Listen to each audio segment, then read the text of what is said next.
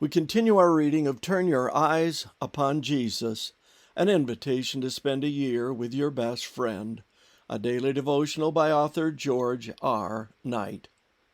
Today's reading, July 10, Jesus provides the correct answer.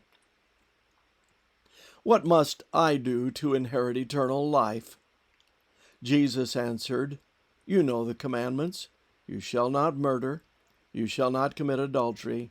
You shall not steal. You shall not give false testimony. You shall not defraud. Honor your father and your mother. Mark 10:17-19. The rich young ruler expected a behavioral answer to the question about salvation, and Jesus gave him what he wanted, telling him that if he desired eternal life, he should keep the commandments. Matthew 19:17. Then Jesus listed several of the 10 Commandments. The list itself helps us begin to understand the young man's problem.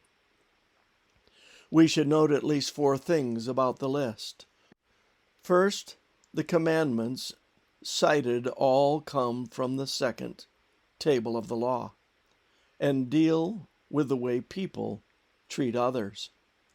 That selection provides a hint that his problem probably centered on his relationship to other people rather than on his dedication to God. Second, Jesus lists the commandments in order, the 6th, 7th, 8th, and 9th.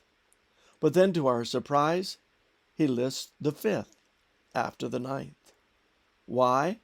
Undoubtedly to call attention to it. The rich young ruler may have been among those Jesus condemned in Mark 7:11-13 for using the human tradition of Corban to avoid caring for his parents' material needs in their old age. Third, we find an injection that is not one of the 10 Commandments. You shall not defraud. The term is used of keeping back wages from laborers.